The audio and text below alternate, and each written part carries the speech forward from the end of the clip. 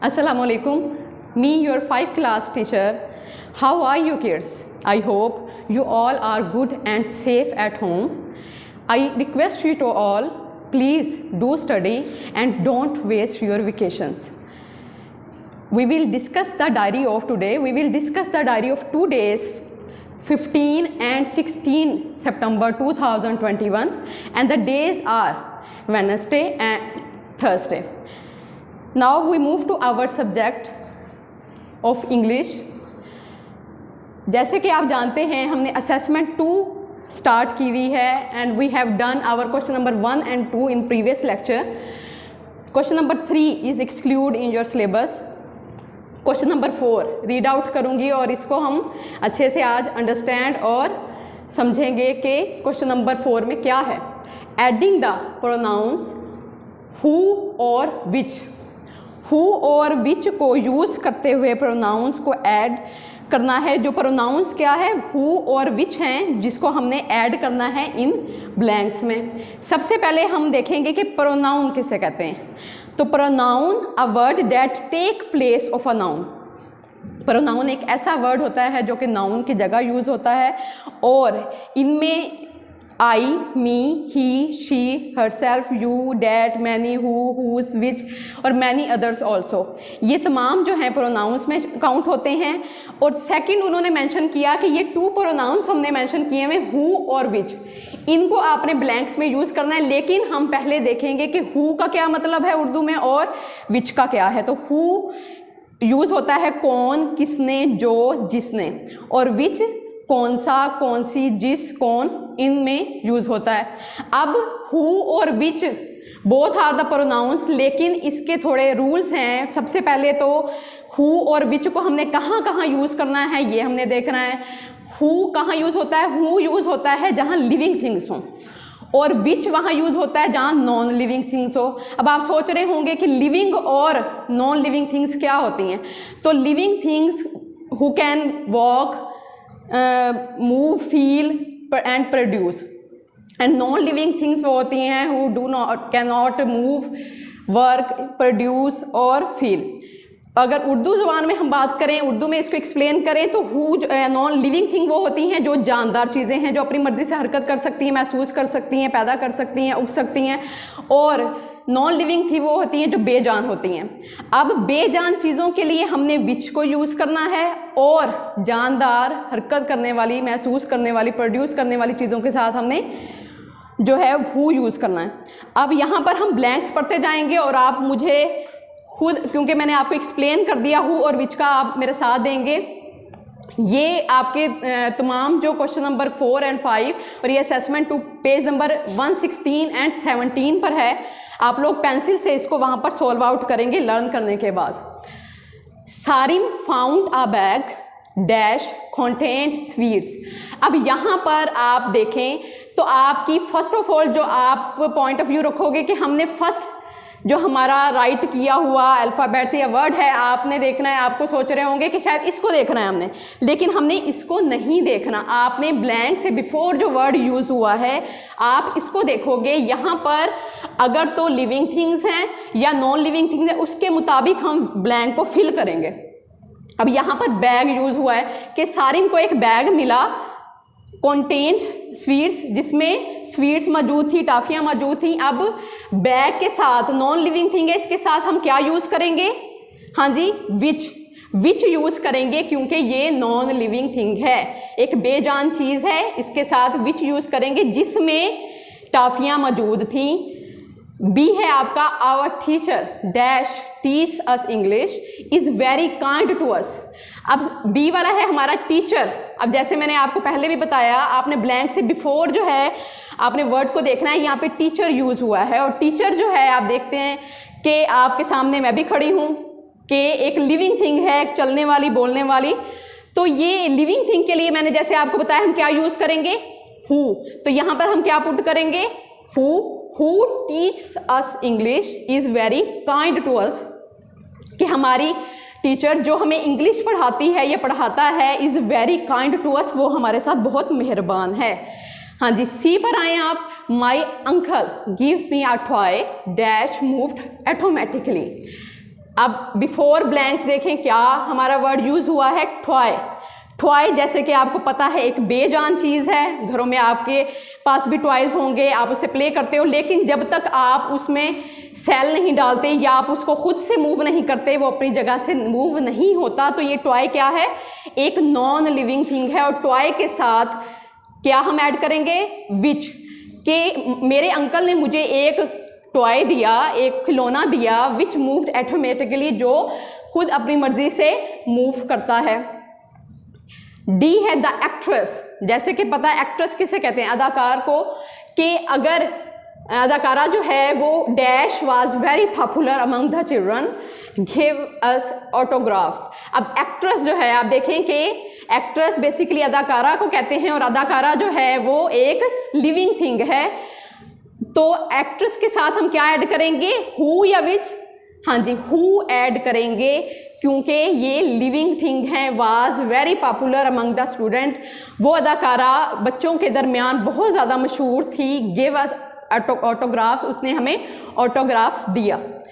ई है the book dash I got from library, he stolen from my bag. हाँ जी, before blank word देखे क्या यूज हुआ है, बुक। बुक जैसे कि आप जानते हैं नॉन लिविंग थिंग है, आपके पास भी अभी बुक्स मौजूद है आपके, आप देखें कि आप जब तक उसको खुद से एक जगह से दूसरी जगह मूव नहीं करवाते, वो वहीं पर स्टिल वहीं पर साकित रहती है।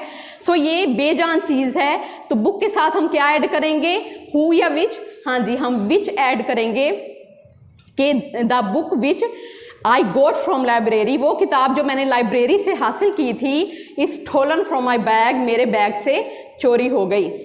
नेक्स्ट आपका क्वेश्चन नंबर 5 है। होप सो कि आपको हु और विच के दरमियान आसानी से अंडरस्टैंडिंग होगी कि हमने हु और विच को कहाँ पर कैसे पुट करना है। नेक्स्ट आ जाएं जी हमारे क्वेश्चन नंबर 5 पर, एडिंग सूटेबल कंपाउंड एडजेक्टिव्स। अब कंपाउंड एडजेक्टिव क्या हैं? Compound adjective is formed when 2 or more adjectives work together to modify the same noun। ये दो से ज़्यादा वर्ड्स को मिलाकर एक वर्ड को मज़ीद मॉडिफाई, उसकी मीनिंग को इन्हेंस करने के लिए यूज़ किया जाता है। यहाँ पर कुछ एडजेक्टिव, कंपाउंड एडजेक्टिव मेंशन किए हुए हैं, मैं रीड आउट करती हूँ। Smooth coated, clean shaven, fun loving, sleeping eight, green fingered. ये 5 कंपाउंड वर्ड्स यहाँ पे यूज़ हुए हैं, और ये ब्लैंक्स उन्होंने प्रोवाइड की हैं, और हमने उनको चूज़ करते हुए कि कौन सा कंपाउंड वर्ड अपने मीनिंग के लिहाज से वहाँ पर आएगा, हमने वो पुट करते जाना है। ए है आपका, many dash people have come to see the painting exhibition. हाँ जी, बहुत से लोग आए पेंटिंग एग्जीबिशन को देखने के लिए। कौन से लोग आए? Fun loving. आपने दरमियान में ये हाइफन का टैग जो है वो लाजमी लगाना है। Fun loving means compound word, 2 words को ज्वाइंट करके और दरमियान में ये हाइफन लगाते हैं ताकि ये वर्ड जो है वो एक हो जाए। अब यहाँ पर हमने फन लविंग लिखा है, जो कि लुत्फ तफरी को पसंद करते थे या मुसव्वरी के जो पसंद करने वाले थे वो कहाँ पर आए? पेंटिंग एग्जीबिशन में आए, उसको पेंटिंग एग्जीबिशन को देखने के लिए। तो यहाँ पर हम फन लविंग जो है राइट करेंगे। बी है आपका, he came dash from work at night and want to sleep now. वो अब यहाँ पर क्या ऐड करेंगे जो हमने वहाँ पर राइट किए हैं, उसमें से ही आपने चूज़ करना है कि वो नींद भरी आँखों से काम करके आया और जल्द ही सो गया। अब यहाँ पर स्लीपिंग आइड कंपाउंड एडजेक्टिव हमने यूज़ किया है। सी है आपका, our science teacher is dash. हमारा साइंस टीचर क्या है? हमारा साइंस टीचर क्लीन शेवन है। क्या हो? क्लीन शेवन है। क्लीन शेवन मीन्स कि बगैर दाढ़ी मूछ के है। हमारे साइंस टीचर क्लीन शेवन का मतलब होता है बगैर दाढ़ी मूछ के। ही इज़ विदाउट बियर्ड, कि उसकी दाढ़ी नहीं है। तो यहाँ पर हम clean shaven compound adjective use कर रहे हैं। डी है सुल्तान ग्रोस गुड क्रॉप, सुल्तान अच्छी फसलें उगाता है। ही इज़ डैश फार्मर्स, यहाँ पर हम ग्रीन फिंगर्ड राइट कर रहे हैं। बेसिकली ग्रीन फिंगर्ड का मतलब होता है सब्ज उंगलियों वाला, एग्जैक्ट इसका जो मीनिंग है। लेकिन यहाँ पर जिस सेंस में यूज़ हो रहा है कि जिस खेती को भी वो फार्मर हाथ लगाता है वो सरसब्ज और शादाब हो जाती है। मतलब उसके हाथों में जादू, उनकी उंगलियों में जादू है उस फार्मर की, कि जिस खेती को भी वो उगाता है वो सरसब्ज शादाब हो जाती है। ई है the cat is dash fat. यहाँ पर लास्ट वन जो हमारा रह गया स्मूथ कोटेड, के जो बिल्ली है वो एक स्मूथ कोटेड मीन नरम खाल वाली या हमवार, उसकी जो आप देखें कि उसके जो हेयर्स होते हैं वो कितने ज़्यादा स्मूथ होते हैं, तो वो एक नरम खाल वाला क्या है, जानवर है। तो ये आपके 2 क्वेश्चन हैं जो आपने होप सो कि आपको अंडरस्टैंड हुए होंगे और आपने इसको अच्छे से लर्न करके अपनी बुक के ऊपर जो है वो सॉल्व आउट करना है with pencil. Now move to our next subject which is OPD. OPD का पेज नंबर 2 हमारा कंप्लीट हो गया है। आज हम पेज नंबर 3 स्टार्ट कर रहे हैं। Topic page number 3 1 to 6 word आज हम लर्न करेंगे। मैं रीड आउट कर रही हूँ, आप एक दफ़ा घर में भी लाजमी इसको रिकॉल करेंगे और लर्न करेंगे। द ह्यूमन बॉडी 3, इंसानी जिस्म।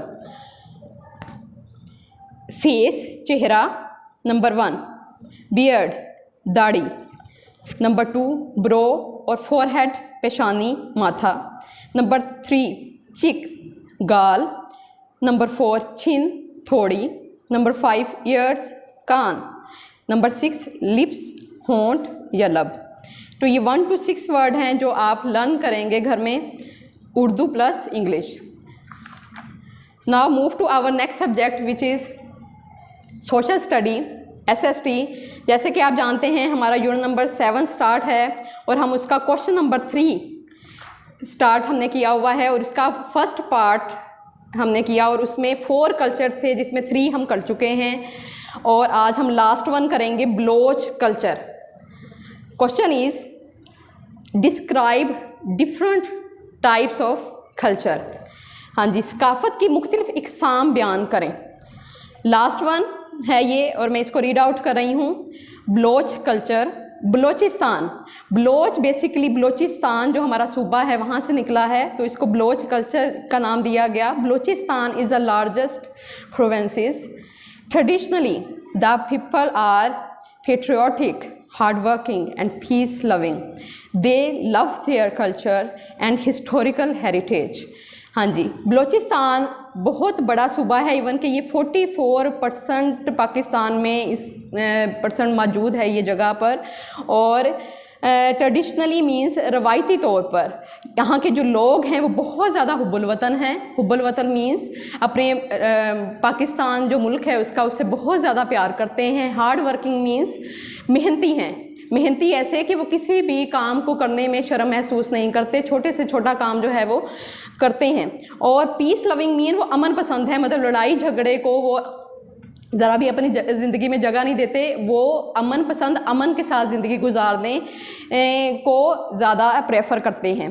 दे लव देयर कल्चर, वो अपनी सकाफत से बहुत प्यार करते हैं। आप देखें कि उनकी ड्रेसिंग से, उनके रहने सहने से, उनके ग़िज़ा से, हर लिहाज से उनकी सकाफत जो है वो हमें नज़र आती है। और हम उन लोगों को देखकर जो है वो मेंशन कर रहे होते हैं कि इनकी कल्चर जो है वो हम भी अपनाएं। लेकिन कुछ कल्चर ऐसे हैं जो वक्त गुजरने के साथ साथ देखा देखी एक दूसरे की तरफ जो है मुतवज्जो होते हैं, लेकिन ये कल्चर जो है ये शुरू से जैसा था वो अब तक वैसा ही है। इनमें कोई भी चेंजिंग नहीं आई, इनके पहनने ओढ़ने में और इनके खाने पीने में। ड्रेसिंग, ख़ास तौर पे ड्रेसिंग सेंस के लिहाज से बात करें। और हिस्टोरिकल हेरिटेज के अपने विरसे से बहुत प्यार करते हैं, जो विरासत में उनको चीज़ें मिली हैं उनकी बड़ी केयर करते हैं और उनकी हिफाजत करते हैं। तो ये आपका बलोच कल्चर है जो हमने रीड आउट किया। लेकिन आपने इसको फुल रिटर्न प्रैक्टिस, इस पूरे क्वेश्चन की रिटर्न प्रैक्टिस करनी है। फुल जो 4 कल्चर्स हैं आपके, जो कि पंजाबी कल्चर है, सिंध कल्चर है, पख्तून कल्चर है और आज हमने बलोचिस्तान कल्चर पढ़ा, बलोच कल्चर। तो आप इसको रिटर्न प्रैक्टिस इसकी लाजमी करेंगे। ताकि आपकी जो डेफिशिएंसी है स्पेलिंग्स की वो कवर आउट हो सके। अब हम अपने नेक्स्ट सब्जेक्ट की तरफ जाते हैं जो कि उर्दू। जैसे कि आप जानते हैं हमने सबक शुरू किया है सिंगापुर की सैर। प्रीवियस लेक्चर में हमने उसके 4 और 5 क्वेश्चन किए थे। आज हम इसका क्वेश्चन नंबर 7 करेंगे। 6 ऑलरेडी हम आपको करवा चुके हैं। सवाल है, दिए गए अल्फाज को अल्फबाही तरतीब से तहरीर कीजिए। यहाँ पे अल्फाज उन्होंने हमें दिए हुए हैं कमाल, अजायब घर, तफरी, हैरत अंगेज़, धक्कम पेल, पार्क, टिकट, माजरा, सिंगापुर, रियायती, ज़ाया, फितरत, आँखों, बंदरगाह। इनको हरूफ तहज्जी के हिसाब से तरतीब देना है। हरूफ तहज्जी को आपने पढ़ते जाना है और जो लफ्ज़ पहले हमने अंडरलाइन भी किया हुआ है, देखें काफ को अंडरलाइन किया हुआ है मैंने, आइन को, तफरी, ते को, इसी तरीके से बाकी तमाम भी अंडरलाइन किए हुए हैं। इसका पहला आपने हरूफ देखना है और देखना है कि हरूफ तहज्जी में जिस तरतीब से आता है उस तरतीब से आपने इसको लिखते जाना है देखकर। मैं इसका आंसर पढ़ रही हूँ। सबसे पहले क्या आएगा? आँखों। आँखों के बाद बे से लफ्ज़ शुरू होता है तो बंदरगाह, उसके बाद पार्क, फिर तफरी, टिकट, फिर हैरत अंगेज़ आएगा क्योंकि हे से शुरू होता है। धक्कम पेल, हे के बाद देखें हमारे पास खे नहीं है तो दाल का लफ्ज़ है तो आपने धक्कम पेल लिख दिया। जो लफ्ज़ आपके पास मौजूद नहीं है, जिस लफ्ज़ से आपके पास कोई लफ्ज़ नहीं बन रहा, अल्फाज नहीं बन रहा, तो आपने उसको छोड़ के अगले लफ्ज़ की तरफ, अगले हरूफ तहज्जी की तरफ जाना है। अब हम दाल के बाद आएंगे। डाल भी नहीं है तो जाल भी नहीं है तो रे से देखें हमारे पास लफ्ज़ है रियायती। रियायती मौजूद है तो हम रियायती लिखेंगे। उसके बाद सिंगापुर, ज़ाया, ज़्वाद, फिर आइन से देखें अजायब घर, फितरत, फ़े से फितरत, काफ से कमाल और लास्ट में है माजरत। इसके बाद हमारा कोई भी अल्फाज नहीं है जो हम राइट करें। अब ये है आपकी सवाल नंबर 7 जो आप इसकी प्रैक्टिस करोगे, उसको अच्छे से याद करोगे। सवाल नंबर 8 है, गिनती सीखें और लिखें। 81 ता 100 तक गिनती आपने ज़ुबानी याद करनी है और ये आपका सवाल नंबर 8 है जो आप अच्छे से लर्न करोगे। अस्सलाम वालेकुम students, now we will start our next subject which is science, unit number 14। कल उसकी रीडिंग जो थी वो फिनिश हो चुकी थी और ऑब्जेक्टिव हमने कर ली थी। आज हमारा है topic think and answer question 1+2। ठीक है, think and answer short question है आपके, आपने इसके आंसर्स देने हैं। ये आपके जो क्वेश्चंस हैं सेम आपकी रीडिंग जो आपने की थी उसमें से ही अगर आपने रीडिंग को अंडरस्टैंड किया होगा तो आपके लिए इन क्वेश्चंस को अंडरस्टैंड करना और इसका आंसर पुट करना बहुत ही इजी हो जाएगा और आपको लर्निंग में भी बहुत ज़्यादा जो है वो आसानी होगी। क्वेश्चन नंबर 1 रीड आउट कर रही हूँ, नोट्स पेज नंबर 8 पर है। Which materials does a magnet attract? कौन से इल्ज़ाम को मकनातीस खींचता है? कि वो कौन से मटेरियल होंगे? आंसर्स में हैं आपके पास a magnet attracts iron, nickel and cobalt towards it.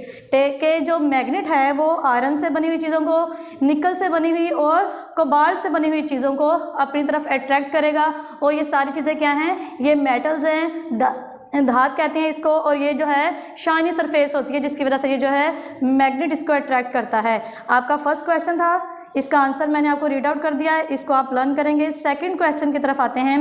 Which are the directions of the earth's magnet geographically?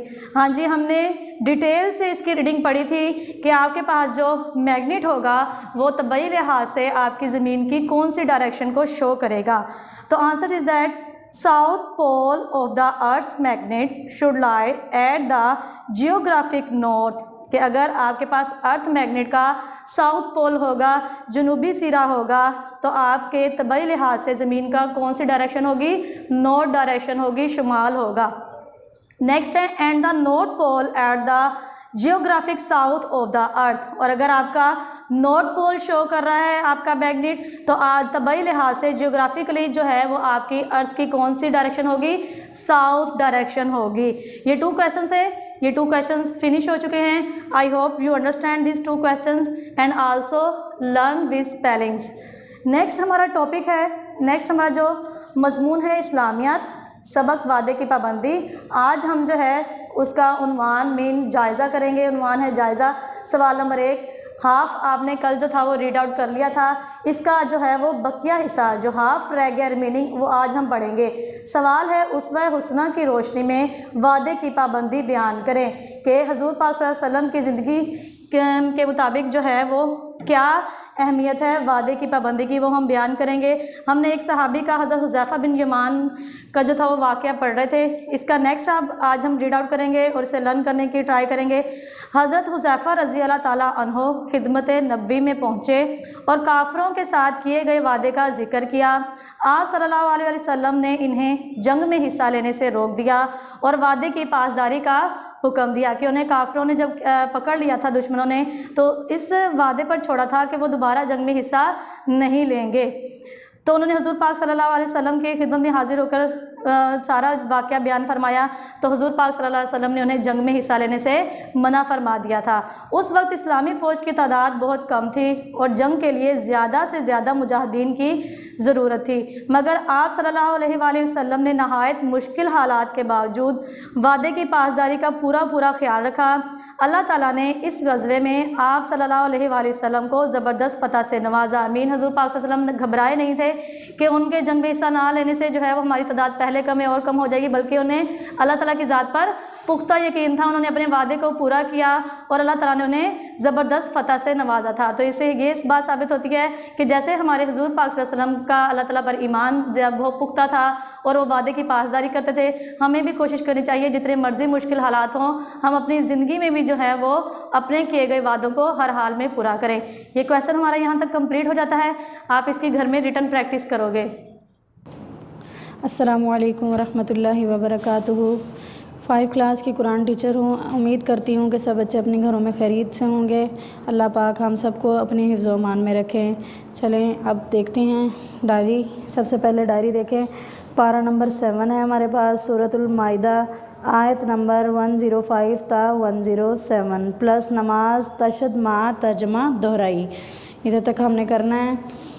पारे को ओपन करके फिंगर रखें, फिंगर रख के पढ़ें मेरे साथ साथ पीछे। स्टार्ट करते हैं अब सबसे पहले पारे का। अऊज़ु बिल्लाहि मिनश शैतानिर रजीम, बिस्मिल्लाहिर रहमानिर रहीम। या अय्युहल्लज़ीना आमनू अलैकुम अनफुसकुम ला यज़ुर्रुकुम मन ज़ल्ला इज़ा इह्तदैतुम इलल्लाहि मर्जिउकुम जमीअन फ़युनब्बिउकुम बिमा कुन्तुम तअमलून। या अय्युहल्लज़ीना आमनू शहादतु बैनिकुम इज़ा हज़र अहदकुमुल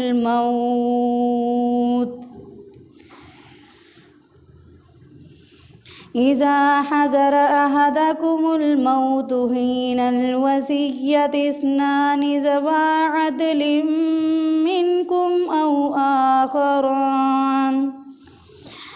आखरान मिन गैरिकुम इन अंतुम ज़रबतुम फिल अर्ज़ फ़असाबतकुम मुसीबतुल मौत तहबिसूनहुमा मिन बअदिस्सलात फ़युक़सिमानि बिल्लाहि इन इग़तबतुम ला नश्तरी बिही समनन वलौ कान ज़ा क़ुरबा वला नक्तुमु शहादतल्लाहि इन्ना इज़न लमिनल आसिमीन। फ़इन उसिर अला अन्नहुमा इस्तहक़्क़ा इस्मन फ़आख़रान यक़ूमान मक़ामहुमा मिनल्लज़ीना इस्तहक़्क़ अलैहिमुल औलयान यक़सिमान अलैहिमुल औलियानि फ़युक़सिमानि बिल्लाहि लशहादतुना अहक्कु मिन शहादतिहिमा वमा अतदैना इन्ना इज़ल लमिनज़्ज़ालिमीन। सदक़ल्लाहुल अज़ीम। इधर तक आप लोगों का पारे का सबक है, अच्छी तरह से इसको याद कीजिएगा। अब देखते हैं नमाज में हमारे पास सजदे की ज़ायद दुआएं तक अल्हम्दुलिल्लाह हो चुका। अब हमने तशहद पढ़ना है आज। देखें, नोट्स ओपन करके देखिएगा। अत्तहियातु लिल्लाहि वस्सलावातु वत्तय्यिबात अस्सलामु अलैका अय्युहन नबिय्यु व रहमतुल्लाहि व बरकातुहू। आप लोग पढ़ते हैं व रहमतुल्लाहि, रा के ऊपर ज़बर है, व रहमतुल्लाहि व बरकातुहू। अस्सलामु अलैना व अला इबादिल्लाहि स्वालिहीन। पहले अस्सलामु अलैका आता है, बाद में अस्सलामु अलैना, इनमें फ़र्क करना है आप लोगों ने। अशहदु अल्ला इलाहा इल्लल्लाहु व अशहदु अन्ना मुहम्मदन अब्दुहु व रसूलुहु। तर्जमा देखें। अत्तहियातु तमाम कौली लिल्लाहि अल्लाह के लिए हैं, वस्सलावातु और माली वत्तय्यिबातु और माली इबादतें, तमाम कौली बदनी और माली इबादतें अल्लाह के लिए हैं। अस्सलामु अलैका सलामती हो आप पर, अय्युहन नबिय्यु ए नबी सल्लल्लाहु अलैहि वालैहि वसल्लम, व रहमतुल्लाहि अल्लाह की रहमत हो, व बरकातुहू और उसकी बरकतें नाजिल हों। अस्सलामु अलैना सलामती हो हम पर, व अला इबादिल्लाहि स्वालिहीन और अल्लाह के नेक बंदों पर भी, यानी सलामती हो हम पर और अल्लाह के नेक बंदों पर भी। अशहदु अल्ला इलाहा इल्लल्लाहु, मैं गवाही देती हूँ कि अल्लाह के सिवा कोई माबूद नहीं। व अशहदु अन्ना मुहम्मदन, और मैं गवाही देती हूँ कि मोहम्मद सल्लल्लाहु अलैहि वसल्लम अब्दुहु, उसके बंदे, व रसूलुहु, उसके रसूल हैं। उसके किसके? अल्लाह के। तो इधर अल्लाह का लफ्ज़ नहीं बोलना हमने, अब्दुहु उसके बंदे और उसके रसूल हैं। तर्जुमा देखें। तमाम कौली और बदनी और माली इबादतें अल्लाह के लिए हैं। सलामती हो आप पर ए नबी सल्लल्लाहु अलैहि वसल्लम, और अल्लाह की रहमत हो और उसकी बरकतें नाजिल हों। तीन बातें हैं। पहले हम लोगों ने कौली बदनी माली यानी कि अपनी इबादत के बारे में बता रहे हैं कि अल्लाह तेरे लिए हैं। दूसरे नंबर पे नबी पे दरूद भेज रहे हैं। तीसरे नंबर पे हम अपने ऊपर, अपने लिए भी और तमाम जो नेक लोग हैं उनके लिए भी दुआ कर रहे हैं कि सलामती हो हम पर और अल्लाह के नेक बंदों पर। चौथे नंबर पे हम अपने अल्लाह से अल्लाह की जो इबादत करते हैं उसकी और नबी अलैहिस्सलाम के, अल्लाह के रसूल और बंदे होने की गवाही दे रही हैं कि बेशक मैं गवाही देती हूँ कि अल्लाह के सिवा कोई माबूद नहीं, और मैं गवाही देती हूँ कि बेशक मोहम्मद सल्लल्लाहु अलैहि वसल्लम उसके बंदे और उसके रसूल हैं। इधर तक आप लोगों ने याद करना है। आखिर में मेरी अल्लाह से दुआ है कि अल्लाह पाक हम सबको अपनी हिफ्ज़ व अमान में रखें और हमें 5 वक्त नमाज़ पढ़ने की तौफ़ीक़ अता फ़रमाएँ। अस्सलामु अलैकुम। Let's we start our next subject, which is maths, exercise 6.2 plus number table 20 learn. I hope you will be able to make the statement of these questions. Now today we will start our next question, question number 5. इसकी statement जो है वो मैं आपको read out करूँगी, इसको carefully understand कीजिएगा। A water tank can be filled in 7 hours by 5 equal sized pumps working together. यहाँ तक फुल स्टॉप है आपकी फर्स्ट स्टेटमेंट, यहाँ पे स्टॉप हो रही है फर्स्ट लाइन। इसमें वो क्या कह रहा है हमसे कि अगर आपके पास 5 एक जैसे जिसामत के पंप्स हों और वो मिलकर काम करें तो वो एक वाटर का टैंक कितने आवर्स में फिल कर सकते हैं? 7 आवर्स में। मीन इसमें हमें क्या बताया जा रहा है? टाइम बताया जा रहा है कि 5 जो हैं वो पंप मिलकर 7 घंटों में एक पानी के टैंक को फिल करेंगे। How much time will 7 pumps take it to fill it? अब उन्होंने क्या कहा है कि हाउ मैनी मच टाइम। अब आपको मैंने बताया था प्रीवियस क्वेश्चन में कि हाउ मच के साथ जो आपके पास वैल्यू आएगी आपने उसको मालूम करना है। तो हमने मालूम क्या करना है, टाइम मालूम करना है। और हमारे पास पंप की तादाद क्या हो गई है, बढ़ गई है। कितने पंप हो गए हैं हमारे पास, 7 पंप्स आ जाएंगे। पहले हमारे पास 5 पंप थे, अब पंप की वैल्यू क्या हो रही है, बढ़ रही है। तो आपने टाइम बताना है कि जो पंप को कितना टाइम लगेगा। अब एक टैंक को भरने के लिए देखें पंप की वैल्यू ज़्यादा हो रही है तो आपको देखें टाइम आपको ज़्यादा लगेगा या कम लगेगा। आपके पास पंप ज़्यादा हैं तो कम टाइम में आपका काम जो है वो फिनिश हो जाएगा। मीन इसमें एक वैल्यू जो है वो इंक्रीज़ हो रही है और दूसरी क्या हो रही है, डिक्रीज़ हो रही है। आपने रफ वर्क में राइट करना है पम्प्स और आवर्स को। पहले आपके पास 5 पंप थे, अब आपके पास कितने पंप हैं, 7 पंप्स आ जाएंगे। 5 पंप के लिए आपको कितने घंटे दरकार थे, 7 आवर्स। और देखें अब आपके पंप की वैल्यू बढ़ाने से आपका काम जल्दी होगा तो मीन पर आपके पास आवर्स क्या आएंगे, कम आवर्स आएंगे। मीन कम घंटों में आपका काम जल्दी हो जाएगा। तो इसमें देखें ये कौन सा मेथड है, एक वैल्यू आपकी जो है वो बढ़ रही है और दूसरी आपकी टाइम क्या हो गया आपका कम हो रहा है। तो ये कौन सा मेथड है, इन्वर्स मेथड है। और इन्वर्स मेथड में पहले आप मल्टीप्लाई करते हैं and then divide. Now start with solution. Solution के बाद आप water tank filled by 5 pumps, जो आपको 2 वैल्यूज़ बताई जाती हैं उनकी आप स्टेटमेंट बनाते हो और इक्वल के साइन लगाकर आपने 7 आवर्स राइट करना है क्योंकि हमने 7 आवर्स ही मालूम करना है।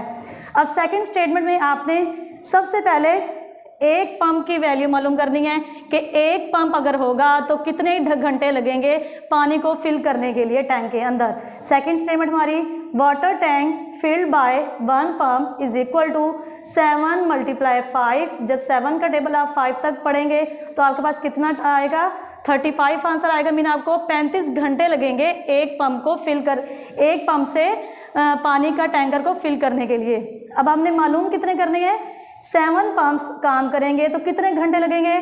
थर्ड स्टेटमेंट है water tank filled by 7 pumps is equal to, अब आपको पता है कि इन्वर्स में पहले मल्टीप्लाई करते हैं, मल्टीप्लाई हम कर चुके हैं। अब हम जो हमारे पास आंसर आया है उसको हम डिवाइड करेंगे। हमेशा जो आंसर आपके पास आता है वो हमने फर्स्ट में राइट करते हैं और इसको जो है वो हम डिवीजन में लेकर जाते हैं। जब हम रफ वर्क में इसे डिवाइड करेंगे 7 का टेबल हम पढ़ेंगे जहाँ 35 आएगा, 7 5 टाइम 35, तो आपके पास आंसर क्या आएगा 5 आवर्स। अब आपके पास टाइम कितना लगा है, कम टाइम लगा है तो आपका आंसर क्या है 5 आवर्स है। और ये कौन सा मेथड था, इन्वर्स मेथड था।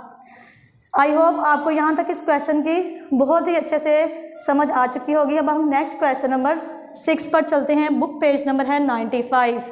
पहले statement same as it, statement को रीड आउट करेंगे, उसको समझेंगे और फिर हम जो है वो सोल्यूशन करेंगे। क्वेश्चन नंबर 6 है 15 masons can build the wall in 20 days, के अगर आपके पास 15 मजदूर हैं और वो 20 दिन में एक जो है वो वॉल मीन दीवार को तामीर करते हैं। ठीक है, कितने दिन होंगे, 20 दिन में आपके पास 15 मजदूर होंगे जो एक दीवार को तामीर कर लेंगे 20 डेज में। ये आपकी फर्स्ट जहाँ पे लाइन स्टॉप हो जाती है। सेकंड लाइन वो होती है जहाँ हमने मालूम करना होता है, हमें पता लगता है कि हमने क्या चीज़ मालूम करनी है। हाउ मैनी मैजन्स, अब मैनी के साथ क्या आ रहा है, मैजन्स आ रहा है। मीन हमने मजदूर मालूम करने हैं, हमारे पास डेज दिए गए होंगे। How many masons will build the wall in 12 days, क्या बताएं ज़रा, 12 दिन में हमने एक वॉल तामीर करनी है तो उसके लिए कितने मजदूर चाहिए। अब आपको पता है हमारे पास डेज 2 टाइम आ रहे हैं, मीन हमने डेज की स्टेटमेंट बनानी है और मालूम क्या करने हैं, मैजन्स मालूम करने हैं। और यहाँ आपको इजीली अंडरस्टैंड कर लेंगे कि ये डायरेक्ट मेथड है या इन्वर्स मेथड है। आप देखें अगर हमारे पास यहाँ डेज ज़्यादा हो रहे थे, अब हमारे पास क्या हो रहे हैं, डेज कम हो रही हैं। अब आपको पता है कम डेज में कम मजदूर तो काम नहीं कर सकते ना, हमने काम अपना जल्दी करना है कम दिन में, तो उसके लिए हमें मजदूर ज़्यादा चाहिए होंगे।